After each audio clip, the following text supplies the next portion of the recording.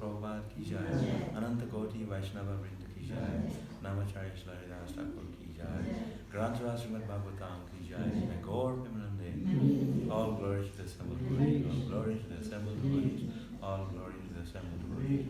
Glories to Sri Guru and Sri Gauranga, all glory.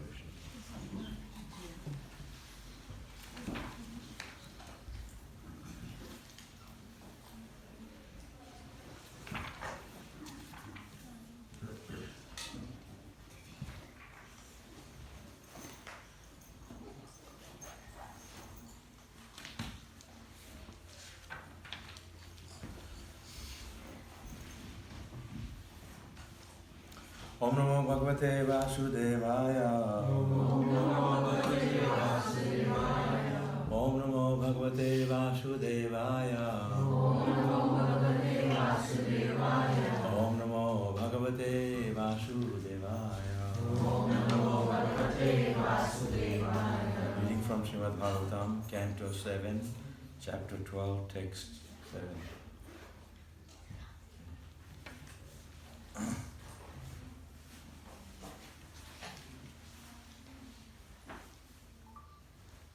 Varjayet Pramadagatham. Varjayet Pramadagatham. Aghrasto Brihat Vrataha. Aghrasto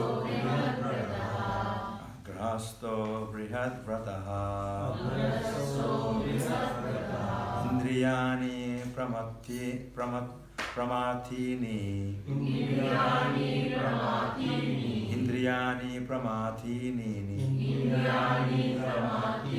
Harantyapi Yatermanaha.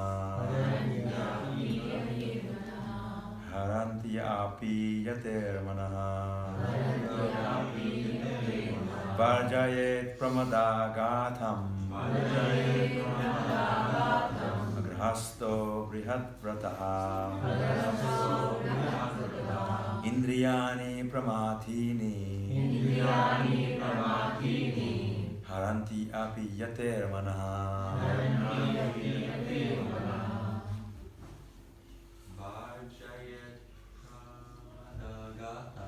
Varjayet Pramadagatham. Aghrasto Brihadrataha. Indriyani Pramathani. Haranti api Yatemanaha. Vrajayet Pramadagatham. Aghrasto Brihadrataha. Indriyani Pramathini. Harate api Yatrataha.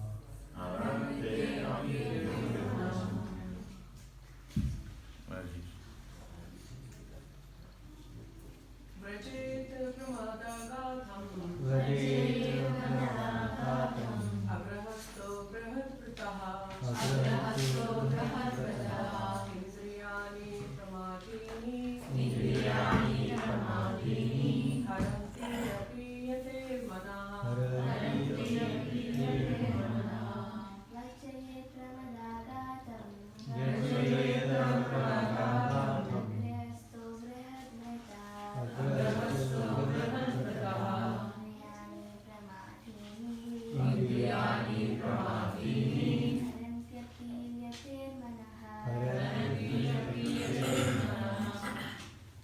Varjayet Pramadagatham. Aghrasto Brihadrataha. Indriyani Pramathini. Haranti api Yatemanaha. Varjayet must give up. Pramadagatham. Talking with women. Agrahasta. A person who has not accepted the Grihastha ashram. A brahmachari or sannyasi. Brihadrataha. Invariably observing the vow of celibacy. Indriyani, the senses. Pramathini, almost always unconquerable. Haranti, take away. Api, even. Yatehe, of the sannyasi. Manaha, the mind. This is a very serious class, huh? It's not just for women or men, it's a general for all of us. Sometimes people think, oh, just for women or men. To practice spiritual life, this is a general that we have to know the rules are. A brahmachari, or one who has not accepted the grihastha ashram, family life, must rigidly avoid talking with women or about women, for the senses are so powerful that they may agitate even the mind of a sannyasi. A member of the renounced order of life. Purport. A brahmachari essentially means the vow not to marry but to observe strict celibacy. Brihat Vrataha. A brahmachari or sannyasi should avoid talking with women or reading literature concerning talks between man and women. The injunctions restricting association with women is the basic principle of spiritual life. Associating or talking with women is never advised in any of the Vedic literatures. The entire Vedic system teaches one to avoid sex life so that one may gradually progress from brahmachari to grihastha, from grihastha to vanapasta, and from vanapasta to sannyasi, and thus give up material enjoyment, which is the original cause of bondage to this material world. The word Vrihadvrataha refers to one who has decided not to marry, or in other words, not to indulge in sex life throughout his entire life.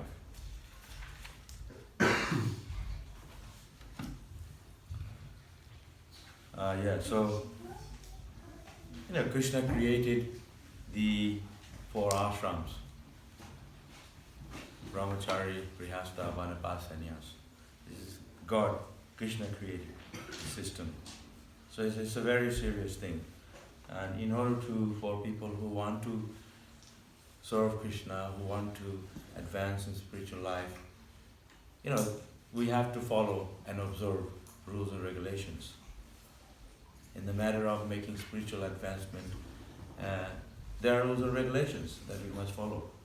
That goes for men or women, because that is the system of Vedic society. It is there must be a set of rules and regulations. It's not that we're making these things up. It's all God created. There's brahmachari.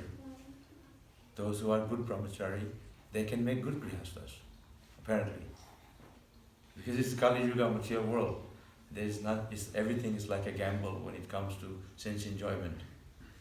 But if you want to practice spiritual life, we have to follow the rules and regulations.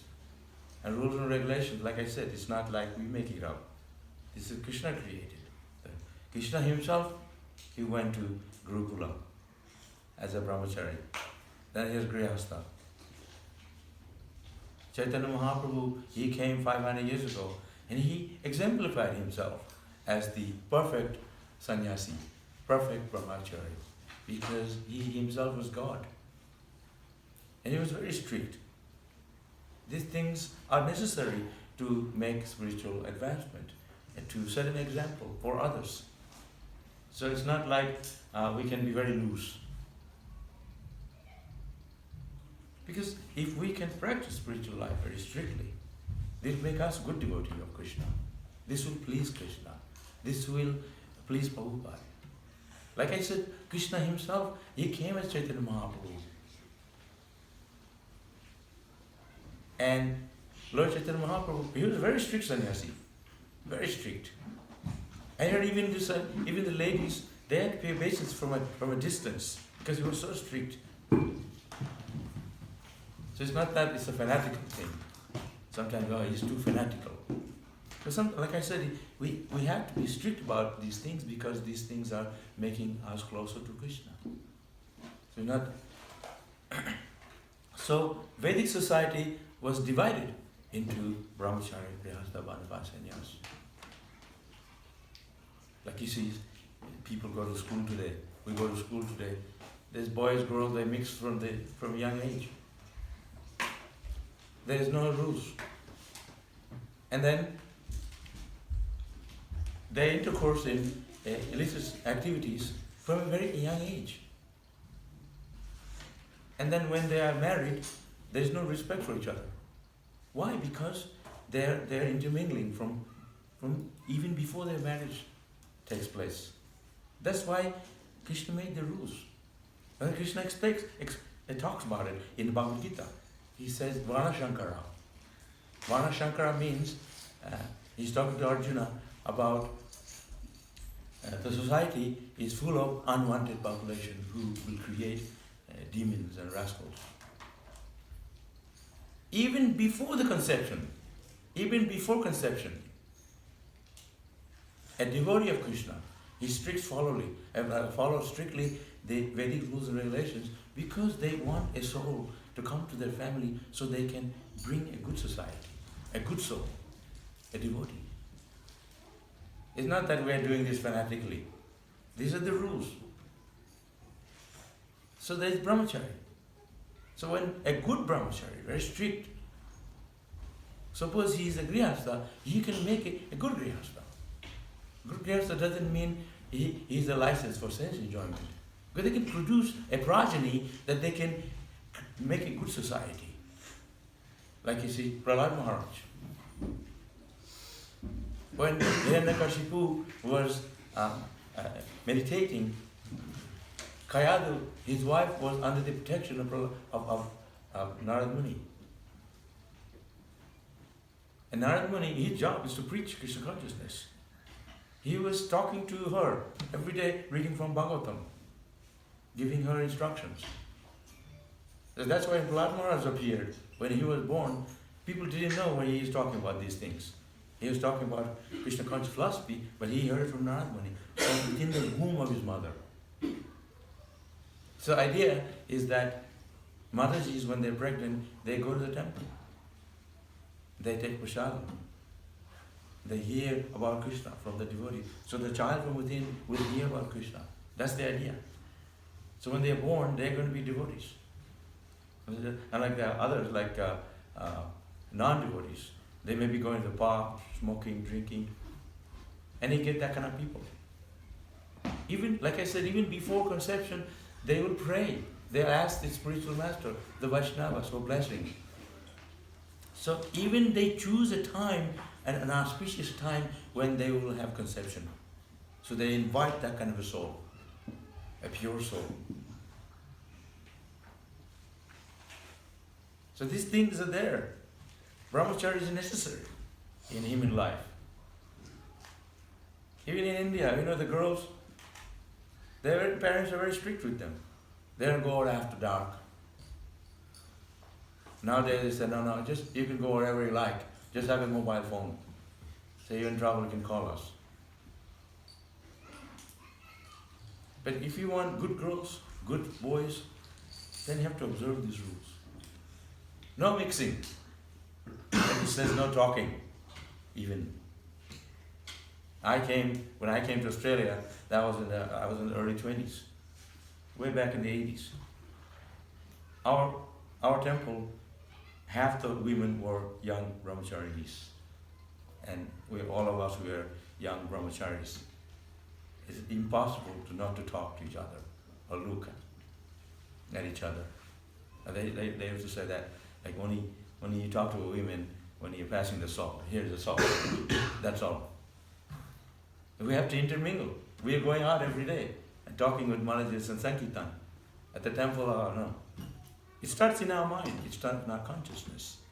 It's not simply an external thing. We have to understand the philosophy strictly and observe the philosophy deep in our heart. It's not we can make a show of it. Because at the temple we can be upfront with everyone and make a show, but when you go out, you still talking. For the purpose of preaching, for the purpose of pleasing Krishna. Everything that we do, it's all connected to Krishna. So it's not an artificial thing. It says, a Uttamadhikari, he sees everybody as spiritual. Are we practicing that? If you see a beautiful Maharaji, she's going to be for me. Or you see a handsome man, it's mine. We have to, first of all, train ourselves to think everything is Krishna's. That is the basic principle of Krishna consciousness. To think that I am not this body. A handsome brahmachari, a handsome grihastha. It's a very difficult thing to practice Krishna consciousness. This is the main reason for us to come to this material world. Because we want to enjoy the position of Krishna. Why is Krishna so many gopis? Why have so many wives? They complain like this. We can imitate Krishna. Krishna lifted Govardhan hill, he can do whatever he likes. We have a hard time to take care of one wife. And then you are divorced, and you have another one. You keep trying. This is a mature world. But the spiritual platform of devotional service is absolute. You don't need to imitate, or you don't need to give up. The more we perform devotional service to Krishna, it increases the pleasure, eternal pleasure. It's not like you marry again, marry, because you keep trying. There's no enjoyment in there. Punaschavita chavananam. Bhagavatam says, mutual pleasure is like a cow trying to squeeze the sugarcane juice out of a, they already thrown after squeezing the juice out, they throw the stuff out and then still trying to squeeze. There's nothing, hardly any in it. There's no juice in mutual enjoyment. We are trying to please our senses. Indriyani, says, Indriya, the senses, are never satisfied. Krishna explains in Bhagavad Gita, it's like the putting fuel into the fire, it only increases the fire. It goes for everybody, man or woman. And why are we thinking there's some pleasure? Krishna already made it very clear that why God himself is so strict as a sannyasi. Chaitanya Mahaprabhu is sannyasi, he is God. And Chaitanya Mahaprabhu wanted to know what Radharani is so attracted to Krishna. Because Radharani was so absorbed in Krishna that Krishna wanted to, even Krishna didn't understand why she was so mad after Krishna. That's why Chaitanya Mahaprabhu appeared as Radha Krishna, Nayana, Golden Avatar, as Radharani. And that's why Chaitanya Mahaprabhu always in ecstasy when he was chanting Hare Krishna. Because he was mad after Krishna. So if we can observe ourselves totally in Krishna consciousness, we'll have no time for material enjoyment.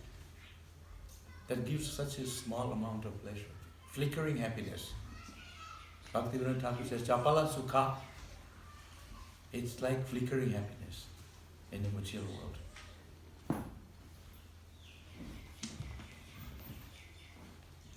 So you people, like, I remember when I first came here,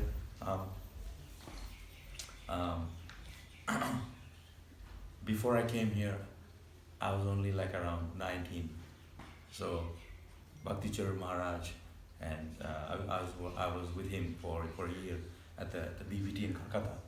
And before he came here, he had a talk with me. And he said, be careful, you're going to a country that's full of Maya. I had no idea. Like in India, we are very strict in our temples. You know, we didn't even have an ashram for Matajis, because it's like that in India. Unless you're married, they have places for you. But if you're unmarried, there's no ashram for them. So, I mean, and I just came out of the Gurukul, and I was with Maharaj, so I was coming here. And so Maharaj said, be very strict with yourself. You're going to a country, it's different from India. And I was thinking, well, I don't know what he's talking about, because all I saw is in India is different. So when I came here, he was right. And so years later, and I thought, 3 days later, I said, I want to go back to India. I don't like it here.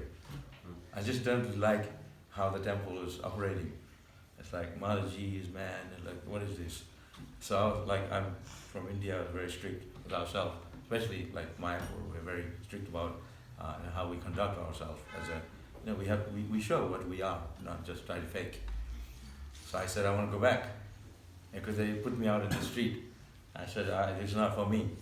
And so they said, okay, you go Harinam every day, and you make devotees. So that's what I was doing. I was doing Harinam every day, and then trying to bring people to temples. So I made a lot of devotees, young people. Sometimes I used to go to people's home, and there was one boy, and he came from one of the suburbs. I was forcing him to become a devotee. So I went to his house. I said, pack your stuff now. And we drove him to the temple, and he became devotee.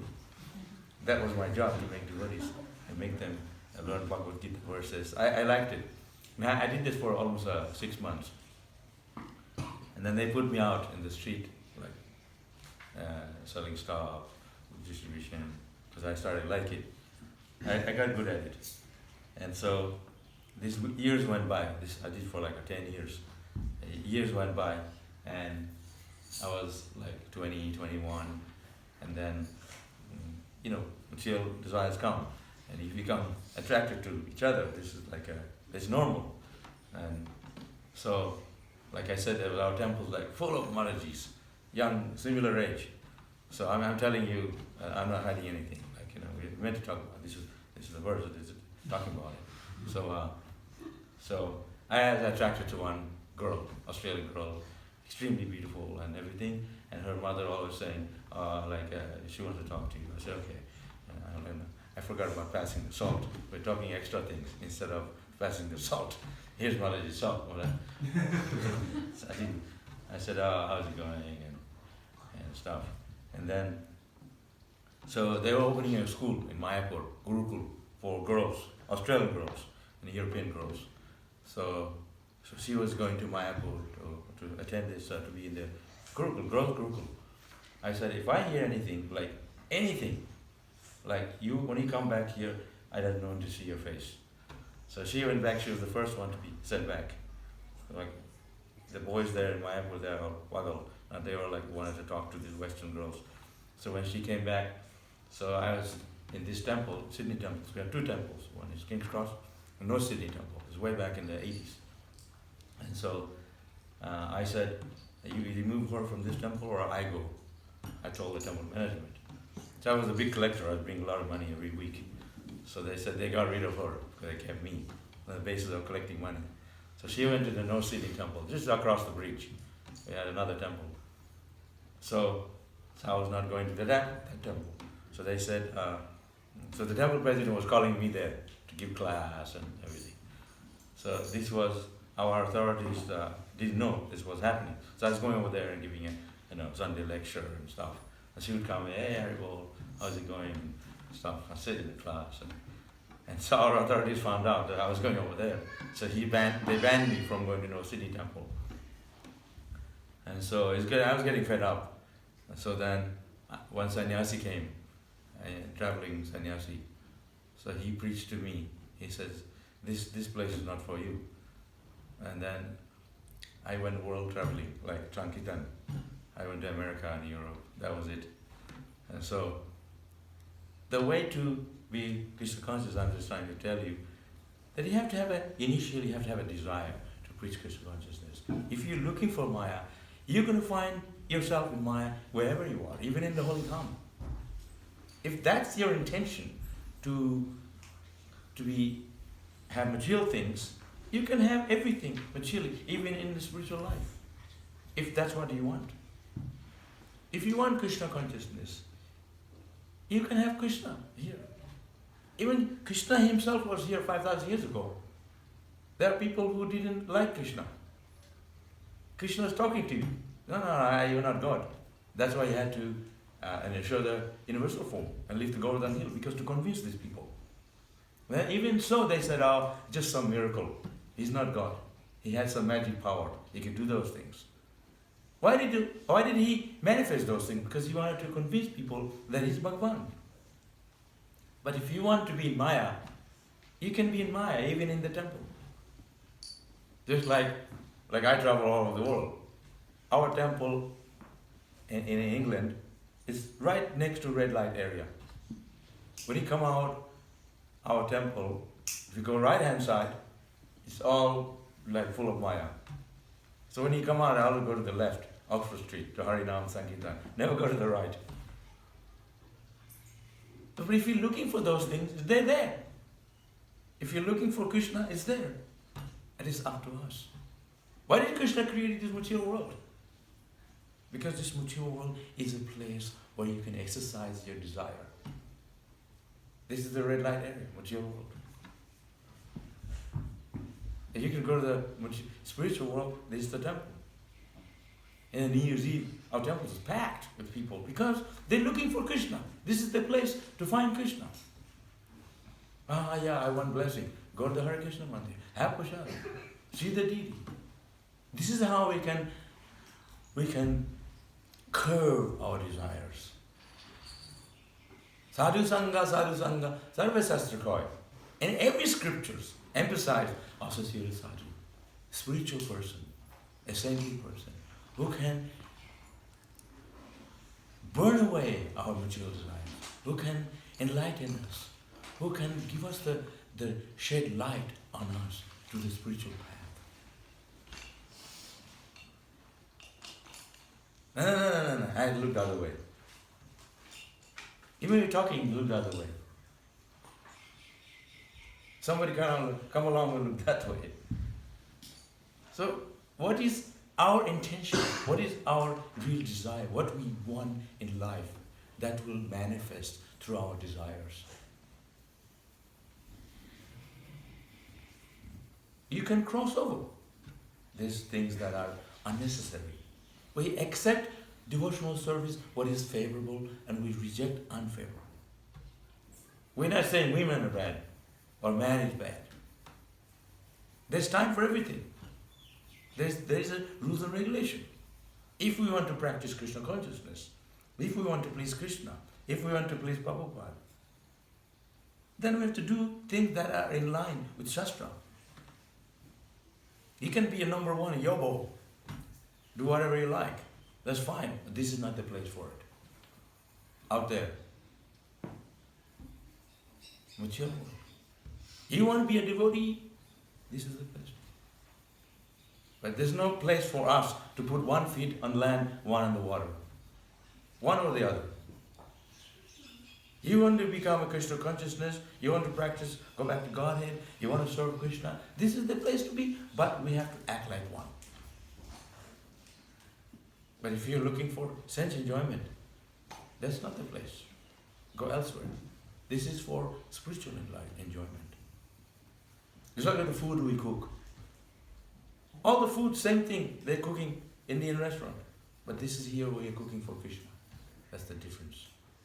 Free of onion, garlic, pure, offered to Krishna. Prasad. That purifies our consciousness, purifies our mind. We talk to each other all the time.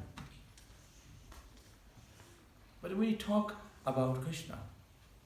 We relate it to Krishna. Service related to Krishna. The Mataji's come, so where's they come in the kitchen, where's the flour that I need? We show them there. Can you turn the gas on? Yeah, here, I turn it on. There's interactions in connection to service to Krishna. It's mentioned that if you're really strict, that if you don't even look, you look down. But I mean, in the Western country, if you're talking to someone, you can't just look down and talk. That's like not respectful. But we have to understand deep in our heart. We're actually faking. You can't fake, especially spiritual life, because sooner or later you will be exposed. Japatiya dhare, Maya will get you. Yo.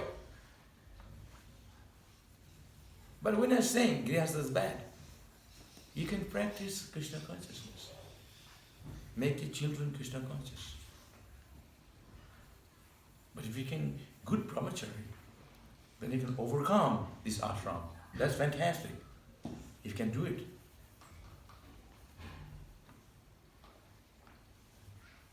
Even as Grihasthas, you always have to have a burning desire within your heart to become Krishna conscious. Whatever ashram you're in.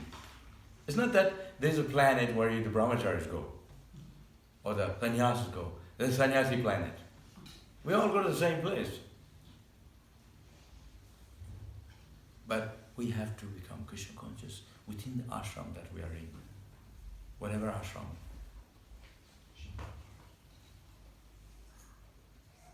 Not easy not to talk. But fine your character, refine your character, refine your speech, your consciousness. This is Krishna consciousness. ISKCON, International Society for Krishna Consciousness. I'm not able to see what you're thinking, but Krishna knows. He's sitting in our heart. So we can refine our consciousness by thinking of Krishna. It's not that we are always in the temple, but we have to change our consciousness to Krishna consciousness. Wherever we are, we have to transform our home into temple, transform our body, transform our mind and our heart by putting Krishna in the center. That's not easy, because the mind is always dwelling in various objects, are dragging us to senses, sense enjoyment. Very difficult. I mean, when I first came here, I was like shocked to see things were so bad. Especially Australia. I don't know what they're thinking. Totally undressed, exposed. You know, I was born in the Holy Dham, like a really purest place, in Santipur, in Mayapur. This is like, how did Srila Prabhupada do it? The worst place on the planet, that Bowery, that they didn't have a place like that in Melbourne. Maybe in UK somewhere, or Amsterdam. Prabhupada went there. What is the sadhu doing in that place like that? From all the way from most holiest place, Vrindavan, going to that kind of place. That is the compassion of a pure devotee. They risk their life for Krishna, to give Krishna to the most fallen. They risk their own life. That is the love that they're expressing for Krishna. They risk their own life. It's not that Prabhupada fall down. Prabhupada is so pure. Like gold out of a dirty place. It's always gold. Prabhupada is so pure that he went to the most dirtiest place to give others Krishna consciousness.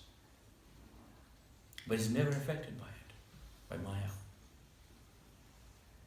We are affected by Maya because we forget what is the reason for us being a devotee. After some time, we become attracted to other things. We forget what we're here for. We get distracted by, like Krishna says in Bhagavad Gita, he says that like a mind of a non-devotee is like a branch of a tree that is scattered everywhere. But a devotee is fixed like the main tree trunk in the center. Focus. They're not distracted. That is a devotee. A test of a devotee is that we're not attracted to sense enjoyment when it's offered to us, when it's placed in front of us. We're not bombarded by it. Because we're fixed in Krishna. We have to be strong about it. Like a lotus leaf in the water is not touched by it, because the water will slide off when the water falls on it. We have to, just like that Krishna explained, just like that we are in the material world surrounded by ignorance and illusory material energy, but we're not affected by it. Like a lotus leaf in the water, but the water will simply slide off because it's not touched by it. We can talk about it, but actually when we are put to test, we have failed. I've been in the Hare Krishna movement for about 50 years now. All my friends that came from European America. We spent time in India in the school, Gurukul. And some of most of them actually, not devotee anymore. I mean, spiritually they're devotee, they're hot. But they're gone. They even write to me, what are you doing in ISKCON? We are not here for each other's enjoyment. We're here to please Prabhupada. We're here because of Krishna. We're here because of Prabhupada. That's what I tell them. You left because you want to enjoy your senses. How long can you enjoy? Look at you now. You're elderly. Material body is falling apart. How much can you enjoy? Enjoyment is very limited. That's why Kumara Acharet Prakya, Raman Bhagavataniha, Prahlad Maharaj, he practiced to become Krishna conscious from a young age, when the senses are at its highest point of enjoyment. That's the time to use the senses for serving Krishna. Not that when our senses are falling apart, I'll give now to God. Human life, the existence of human life is meant for Krishna's pleasure. That starts now. Not that when I'm old, then I give my body to Krishna. Then I practice religious principles. Why did Prahlad Maharaj start it from a young age? Parikshit Maharaj, Shukadev Goswami. Parikshit Maharaj is a king. When he heard that he is going to be bitten by a snake in a week, he sat down and he heard Bhagavatam from Shukadev Goswami 24 hours, day and night, for 7 days. Because he knew he didn't have much time. Bhagavad Saptaha. We only have one life, and not very long. We have to give up this body. So we are so lucky to have spiritual life. Think about it.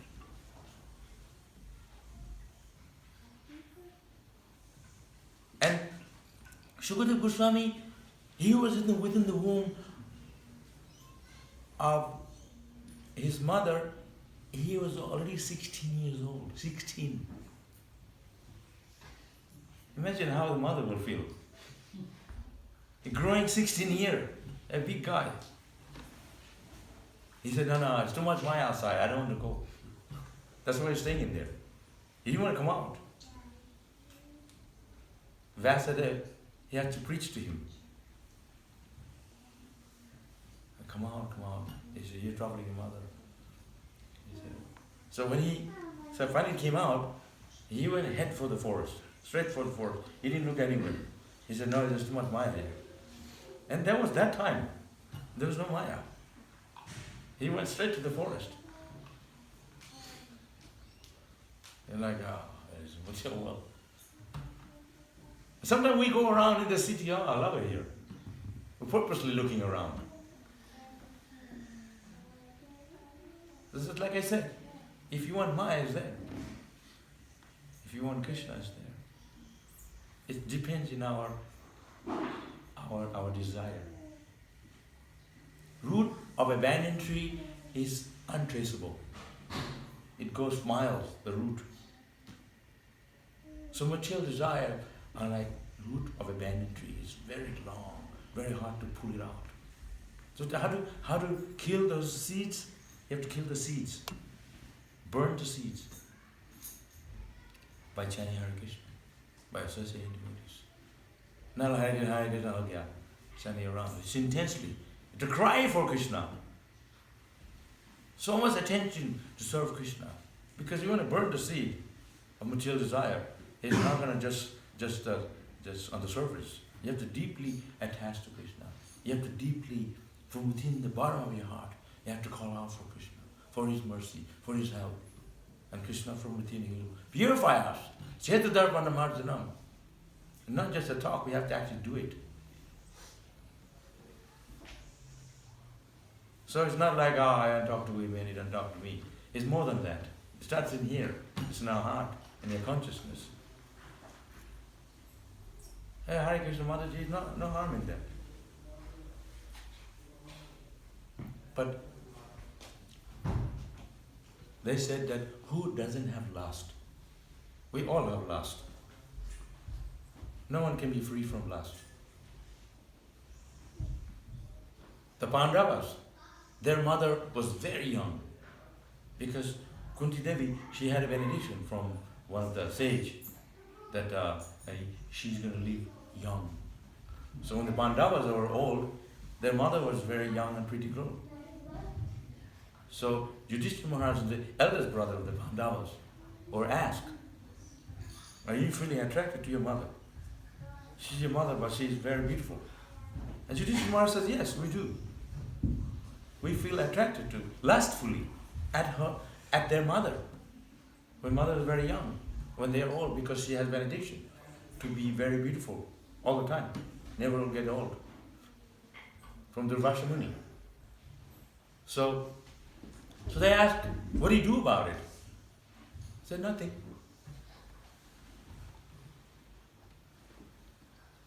So it's not that devotees don't have lust, we don't have time for it.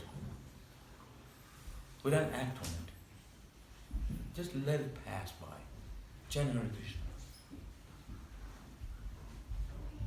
Not easy. We are all falling for Maya because, like I said, that's what you ask for. We don't have time for it. You have to be very strong when it comes to this. Something you have to be very strict about it. There's no mixing. Prabhupada is very same, right here in the book. You have to refine your character. It's not that you're Manaji or you're total nonsense, you're going to hell. You're a man not like that. That's fanatical. Have respect for each other. Greatest devotee is Radharani. Even the Maya, that's Krishna's external energy, she's an expansion of Radharani.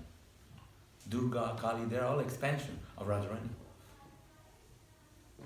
Or if you're falling lustfully at them, you're an offender. You have to have respect. Respect for each other, for them, for being a great devotee of Krishna. Like here in our temple or anywhere you go, especially Western country, our temples, we have to talk to a female, male, for service. Not finding I can't talk to you. I remember I went to Mayapur in 1980, that was 86, so I was living in the hut, and trying to be, living in a nice palatial building, so I want to live in a hut, like sannyasi. So I was living in one of the huts. They have hut number 1 hut, like an ashram in the all the way in the Gosal area. So I was living in the hut number 7. So there was one Mataji, she used to make bread and stuff. I'm living in the hut, but I still like Western food. So she was making bread and all the cookies and stuff. And that was her job. She was making and selling to devotees. So she was bringing to devotees and selling. So my favorite thing was cinnamon roll. She's from England, one of the Mataji. So she was making the cinnamon roll. I said, I'll have 10, please. So she was delivered to hut 7. So when she came, and I gave her the money. I said, here's money, give it a thing. This is less artificial. I'm wrong, sorry. I'll have the cinnamon roll, but I don't want to look at it. Here's the money, give the cinnamon roll. I said, what's wrong with it? I said, why didn't you look at it? So, okay, yeah. That's all artificial. I mean, you can practice to be that kind of way, but then at the same time, you need to also, understand that it's not that we are man or women. We're all serving to Krishna. Krishna is the enjoyer. Bhaktaram Jagatapasam. Krishna is the source of all the enjoyment. We're not the enjoyer. I remember on a fasting day, there's so much food, so many varieties. Wow, I want to eat it all. If you're hungry or you're a young age, it's give it to me all. Let's serve those guys. They didn't even attend the program, they just come for food. So give it to me. I'll eat it. So I remember, so we're fasting all day. They had, our festival, our temples, such lavish prasadam. I said, I'll eat it all. So I made a huge plate like this, because they made us serve all the devotees. So I couldn't serve because my mind's all on the food. When I'm going to sit down to eat, when I'm going to sit down to eat. So they say, okay, you serve. So I was serving very bad attitude. Bang, on their plate. I said, can you serve nicely? He said, I can't. I'm hungry. You make me serve while I'm hungry. That's really bad. We're kids. So they made us eat before we serve, so we can at least have proper attitude. So when I sit down to eat, I had this huge plate looking go down a hill. Halfway I was full. I said, I can't eat anymore. So my teacher said, you touch the food, you start eating, you have to eat the whole thing. I said, I can't, because I'm already full. So then once you eat it, it's like it's not, you cannot give to people unless you're a sannyasi or something. So you're training us to not waste. So they said, I'll take 3 hours to finish it. So he said, okay, I'll sit here 3 hours and I'll chant my japa till you finish. So I was eating slowly and he was looking around and I was putting somewhere else under the plate. So we're not the enjoyer. Krishna can eat like a heel of food. Still. And he said, I'm still hungry. That's the enjoyer. And he said, I'm the enjoyer. He's not just talking about it. He is the enjoyer. I said, I'm not the enjoyer. But when it comes to food, give it to me. We're not practicing what we say. But we know we're not the enjoyer because we can't eat like what Krishna eats. Krishna eats like 4 o'clock in the morning. We wake up 4 o'clock in the morning, what do we have? Juice or hot water to clean our stomach. Krishna has rasa malai, rasagula, burfi, sandesh, sweet rice. Oh my God, that's what, if we do that, we're going to die. Get diabetes or whatever. Even if you're thinking, I'm 20-year-old, I can, you keep eating like that, you'll be 50 in next day. But Krishna is enjoying. We're surrounded by gopis. Thousands of gopis. You know, the Jarasandha, he put all the women in the jail.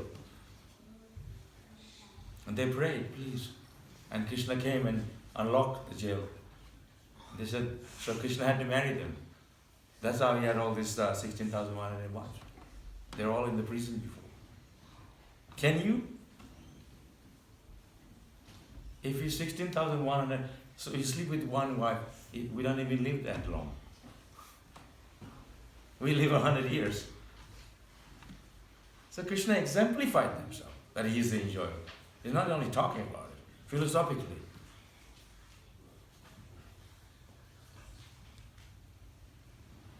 So, but there is pleasure in the spiritual realm.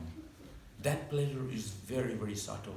That pleasure is so much more than material enjoyment.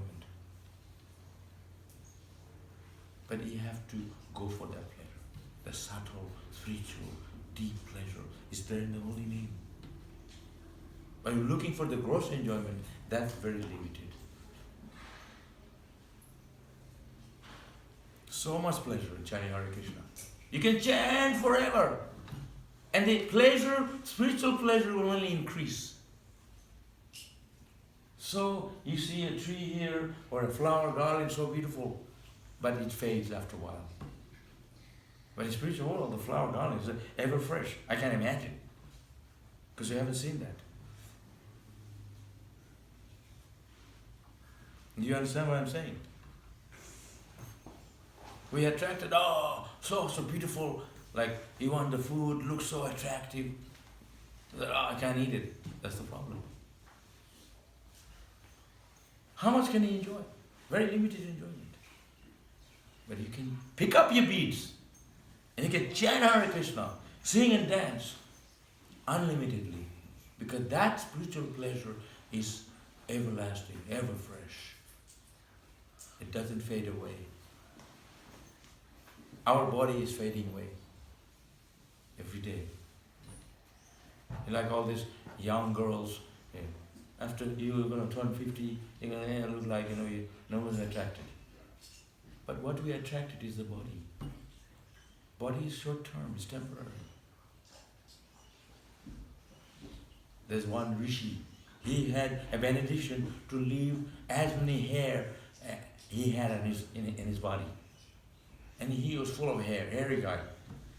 You couldn't see him because he was meditating. He had like full of hair. He said, as many hair you have in your body, you're going to live that long. And so he was meditating on the bank of the Ganges in a hut. So the demigod there came. They said, look, we can build a nice home for you. Like why you, like sun beating on your head and raining, why? He said, no, I live such a short life. Why waste time? And we are living, right now, We only live for less than 100 years. There's no guarantee we're going to live it up to 100.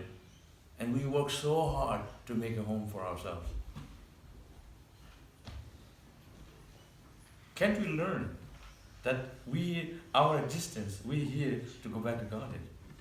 Why I work hard? You see me in the kitchen every time you see this guy's, this is works like a dog. I don't care. I work for Krishna. Sing and dance till you die. Because if you don't do for Krishna, you will do for Maya or other things.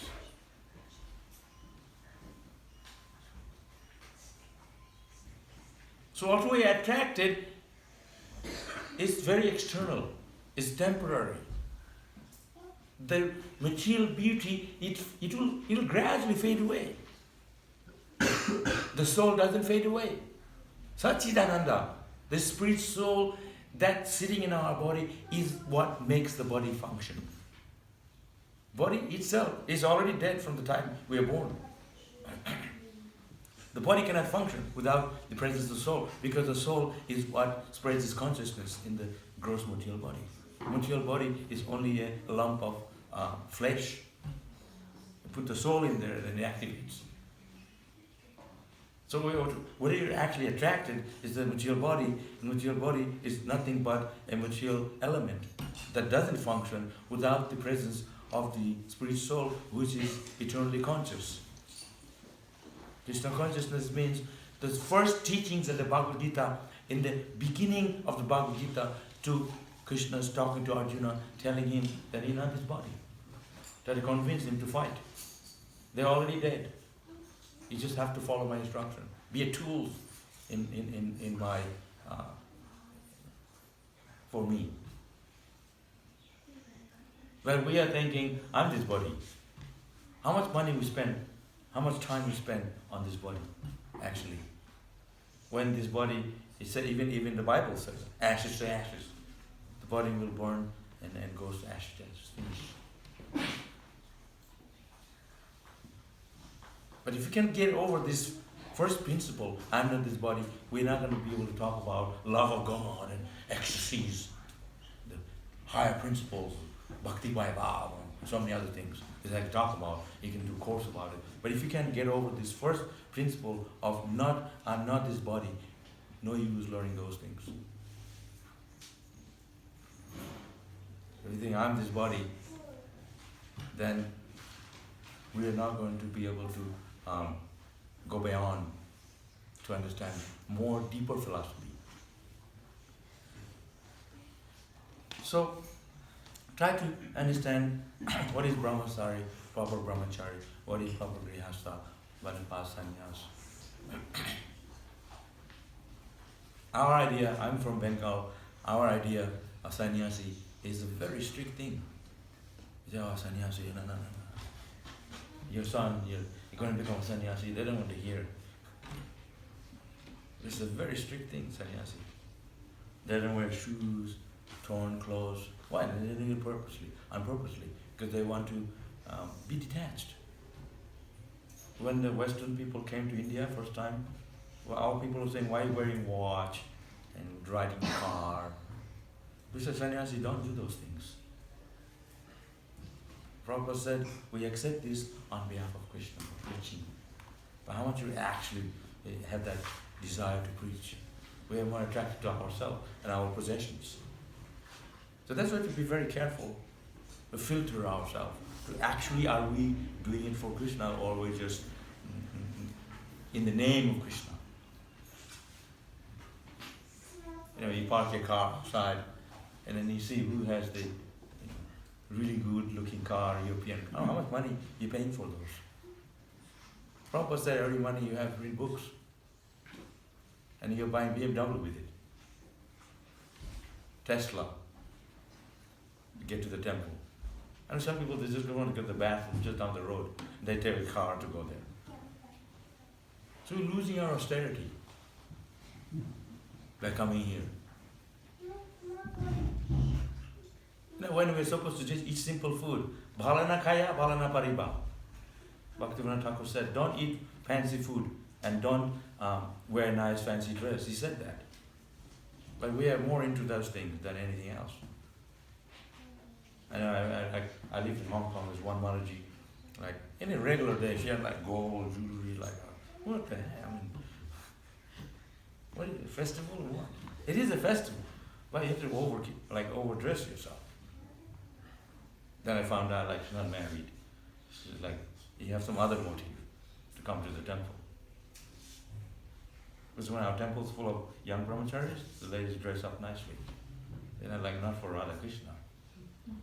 And then all the ladies left, the guy, I never saw him anymore. They think we're nuts, we know these things. I'm in the Hare Krishna movement for 50 years. I should do those for myself, those practices. So I know. Are we really here to please Krishna? Oh yeah, no, I still walk like.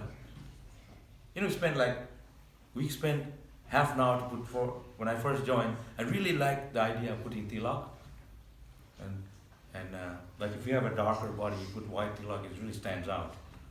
So I remember one day, I had a monitor, like I was a small kid. So he said, I put tilak on you. You don't help yourself. I help you. So then I said, no, I don't need your help. I put tilak on my own. So I said, okay, fine. So Prabhupada was giving class downstairs on that day. So I put tilak on. It took me half an hour to put just this tilak on. I put the dhoti in between to get it right, straight. And I had it here. By the time I finished, it took me 1 hour. And so I went down, and we didn't have shirt. We just have a chadar. And Mayapur was really hot. And Prabhupada was giving class, I had tilak here, all over the body, just pieces of tilak. So they said, go on and bring him up again and clear out, put new tilak. So sometimes we spend a lot of time on ourselves. How good are we looking, or this or that. We don't have time for these things. Be very basic with yourself. Take a quick shower. I know there's one Maharaj I should travel with. So I said, I'm going with Maharaj. I was living in China, I went with him to Malaysia. So in Malaysia they make really good prasadam. I said, I'm going to Malaysia. I was thinking of preaching, I was thinking of prasadam. So I sat down with him. They brought the worst prasadam I ever, I said, I can't eat that. Because he's on a diet. Salad and no spices. I was like, oh no, I forgot about this. And that Maharaj is on a diet. So I said, I'm on a diet, I don't eat today. So then Maharaj understood, he said, cook separately for him. So I was having all these soya nuggets and all the spicy stuff. I loved it. And Maharaj was having, I said, not for me.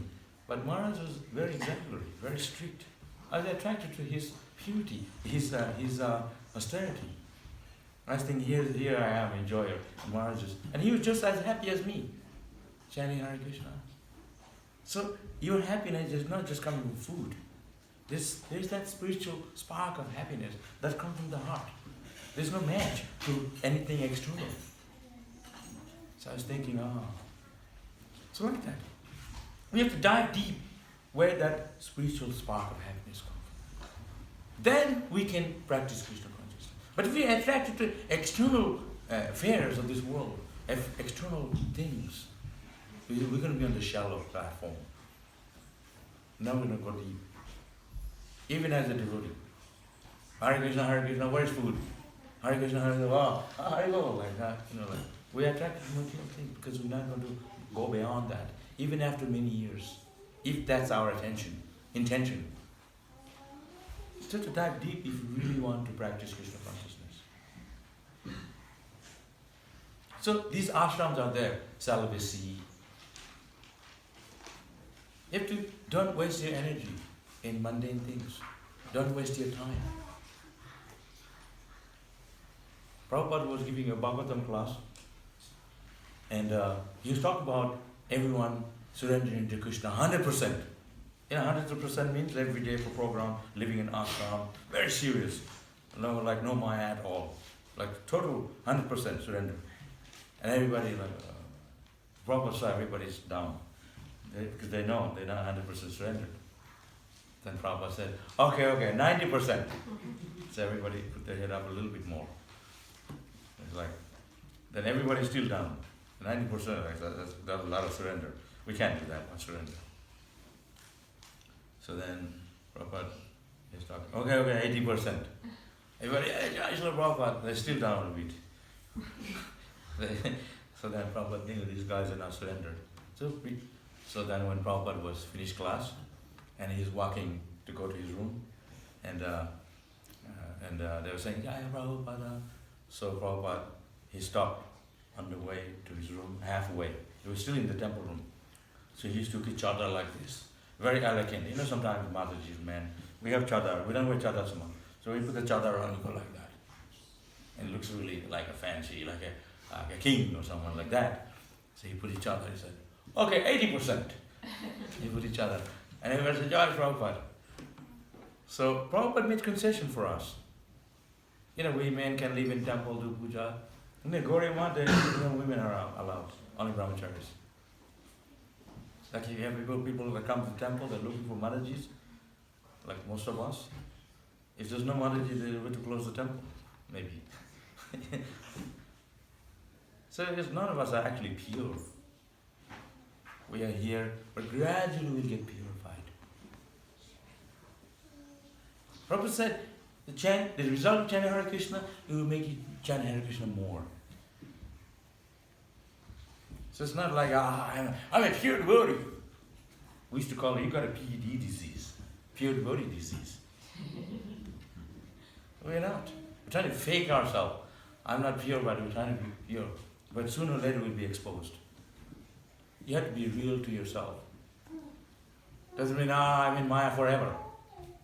I'm a nonsense person forever. We're here to get purified gradually. We're expected to get purified. Not that 50 years later I'm still eating a big pile of halava, if we can. I know all the sannyasis, okay, I'm being true to yourself. All the sannyasis that eat a lot of food in the beginning, they're all on a diet. They can't eat anymore, because body is falling. I remember I went to see one sannyasi. I was a small boy, we were the Gurukul boys, we went to see him in his room, and in the middle of, he was talking with us. They bought a plate of prasad for him, steaming halva, hot puri. We never get to see that in Mayapur, in Vrindavan. We ate very simple khichdi and stuff. The sannyasi get it all. So we're like, you never eat that kind of food in front of hungry kids. So we're like putting around lust over the food. Maharaj said, when you become a sannyasi like me, you can eat like that. And that guy, he can't eat anymore because he had too much of that. So, the idea is to become Krishna conscious. And when you're Krishna conscious, you're really Krishna conscious, not just a talk. Then you know, the food is not, I'm not here for that. I'm here for Krishna. I'm not here for this Mataji or this man. I'm here to serve Krishna. And Krishna will arrange everything in time. I want to tell you, one person, close friend of mine, very close friend, so from Taiwan, Indian. So he said, can you find a brahmachari to marry his daughter? I said, I'll try. I have a lot of friends because I mix with people, so many friends here and there. So then, I didn't even try. So I didn't tell him. So I just prayed to Krishna, please help my friend, And then he said his daughter lives here, I won't tell who, that he wants an Australian guy, not Indian, or Australian Indian.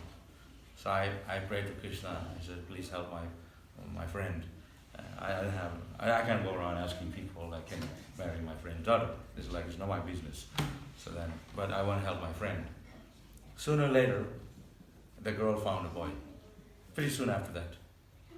Educated Indian boy, Australian. And then I told him, my friend doesn't even talk to me because he used to call me every week. Now he doesn't even call me because he's happy now. His daughter's married and everything's going well. I said, you don't even talk to me anymore. I said, it's okay. So anyway, so we talk when it's necessary. So Krishna will arrange. If you have desire to serve Krishna, he'll arrange everything. But if you're on material things, then maybe you have to go to Lord Shiva. He gives material things. If you want bhakti, you have to go to Krishna. Krishna gives everything. But if you really want Krishna, or you want Maya, you can go to Krishna for everything. But if you really want to serve Krishna, not like I love you, show it. Right? Mataji said that. Yeah, show it. Give me jewelry. Give me this, give me that. Spend 1,000 on me. I said, oh yeah, I don't love you anymore. It's okay, I'm just talking. I wasn't serious. But if you really love Krishna, show it through service. Or you want just coming to me for Maya. He can give everything. He is the owner of the universe. Jagatnath. He can give you whatever you like. There was one sage. He's in the Bhagavatam. He pleased his wife by creating a palace, a floating palace. Kardama Muni. Floating palace. Imagine you make for your wife, you love your wife so much, you make a floating palace. And that's what he did. A floating palace. Nothing, no comparison to this nonsense Tesla. Floating palace. You can't please a wife more than that. No more. That's like highest pleasure. And that's mentioned in the Bhagavatam. And he was a great devotee of Krishna, Kardama Muni. So there's nothing wrong. But if you can be Krishna conscious in the middle of it, and if you can maintain Krishna consciousness, you yourself are detached. I'm happy serving Krishna. I don't care about. But don't try to be fake. You have family, make her happy, make her Krishna conscious. Things will go nicely. If there's a quarrel between the family, they'll affect your Krishna consciousness. So to somehow balance it by being Krishna conscious. Harival Prabhu, not happy anymore. Because your mind is much fixed on Krishna. You're too much distressed, family life, one or the other. So if you really want to be happy, if people come here, they say, oh, these Hare Krishna, they look so happy. They're attracted. They talk to, oh, Harival, good to see you. You come to Hare Krishna temple, so nice. When they see you, they will come. So we have to be brilliant. We have to be bright. We have to be joyful. What we do. Then people are happy. Why we chant Hare Krishna? Because we enjoy chanting Hare Krishna. Because Krishna is there in the name. We relish it. It's not just faking. Hare Krishna, so they can watch me. Name and fame and glory. We take disciple, sannyasis, not because I initiate someone who can give me more money. No, we initiate people out of love, out of compassion, to lift them from this material world, to go back to Godhead. Not we are selective. So to be very careful. Are we here to make people Krishna conscious? Are we here just for ourselves? Yes, so these things are very important. It's not like, oh yeah, you don't talk to the Mataji. There's a women, oh. You break. You know, all those people are like fanatical. Oh, Mataji's like, oh, drive off. I don't want to be, no. Then all they are talking, Mataji's out in the street. You're talking to a Vaishnavi. Krishna can't live without Radharani. She's female. But their love for each other is spiritual pleasure, spiritual love. You can't embrace someone, but you can say Hare Krishna. Like this. There's so much subtle pleasure. Oh, Hare Krishna. Smile. Hare Krishna. Like, you can, so that pleasure there, subtle pleasure, is spiritual pleasure. That comes from the soul. The gross pleasure you have to enjoy by being with each other. But that is very gross. But spiritual pleasure is, you can enjoy from distance. Hare Krishna, Hare Krishna. It's very deep. Tene Brahma Hidaya Dendi Kave Surayaha. It says that Brahma spoke to Vishnu over the phone. flute to flute, heart to heart. Hey, how's it going? Like, spiritual connection. So we can connect with each other heart to heart. That is pure love. Not like the gross element, gross happiness. That doesn't last long. The people, oh, I love you so much. And those people, they finish after a while. Divorce. It's very short term. But the love is not an external physical love. It's spiritual love that lasts forever. That comes from chanting Hare Krishna. So to somehow connect with spiritual life. But if you think in material terms, then it will not last. Okay, I can talk a lot of this. So I did class on this, brahmachari class, this and that. Any questions? I'm sure you have a lot of questions on this. Like if you're wearing saffron, not this class is not for me, but this is for us specially. I hope you're listening from online. Yes. Prabhu, Hare Krishna, thank you for the wonderful class.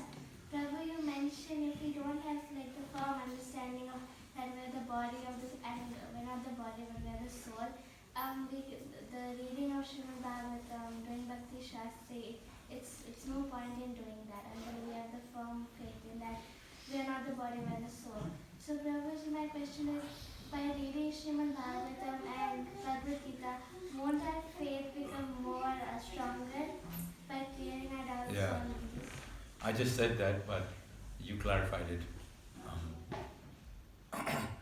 So the thing is, all those things we can study, higher matters, philosophy. But also at the same time on the side, we also have to understand the basic things.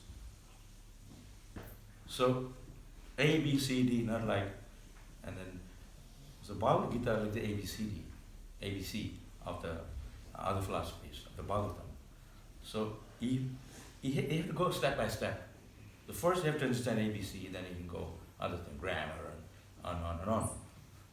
So I'm not saying it's bad to go and understand other things, but at least when you're in the beginning level, you have to understand clearly what is that, what you study.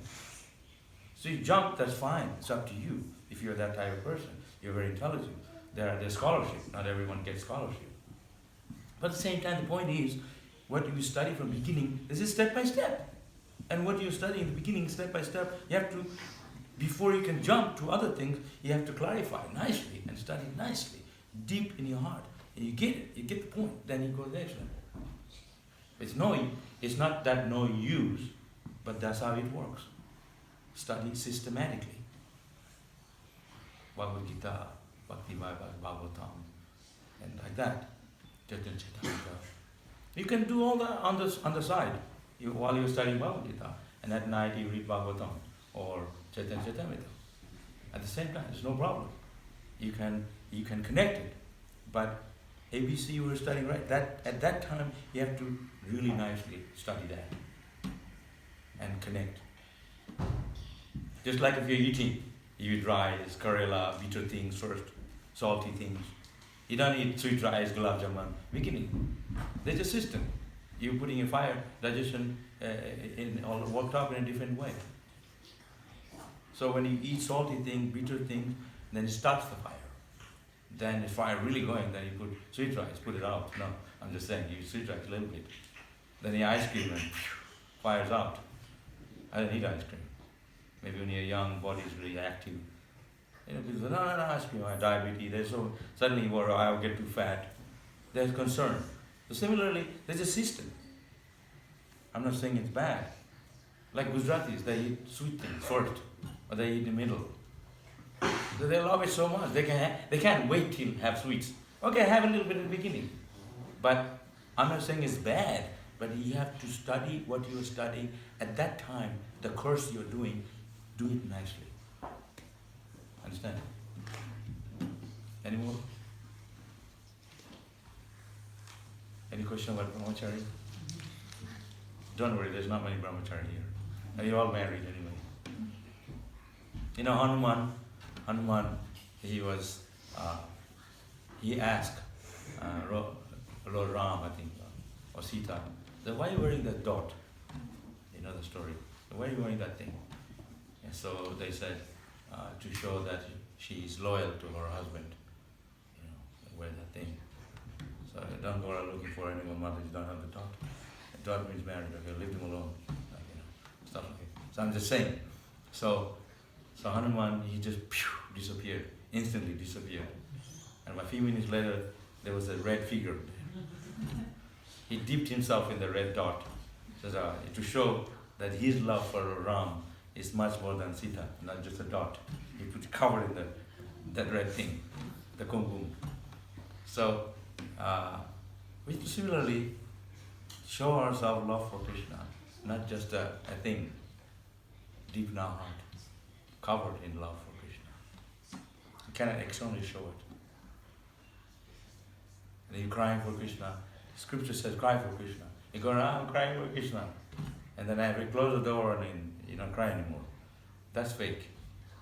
Don't make a show when you don't have it. You have it, that's different. People who have it, they never show.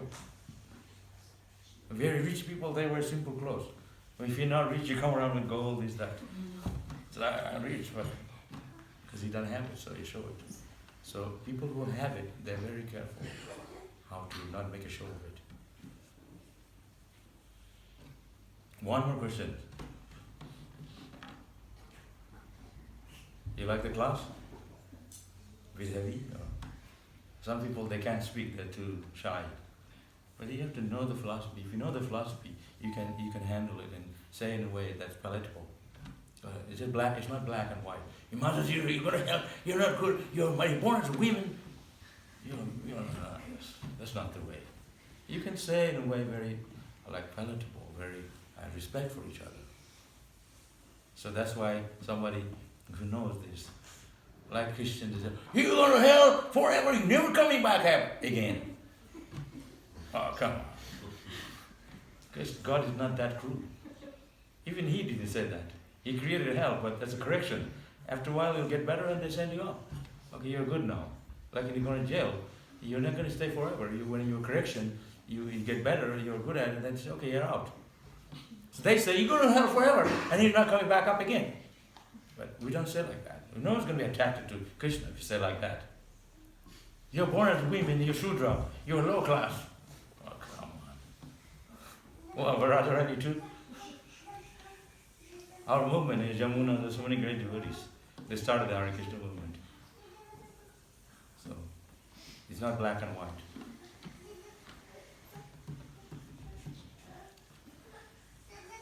One more? You always if I give a class, I know there's someone here if there's no one here to ask a question, I know there's one girl who'll ask. So you're like a saver here. Sometimes I have to have more than one. Because everyone's like, Krishna is undone. No one comes. You got that one. You have to squeeze your head to get a question out. Otherwise, maybe your mind is Vishal. Maybe. Okay, thank you very much. Hare Krishna.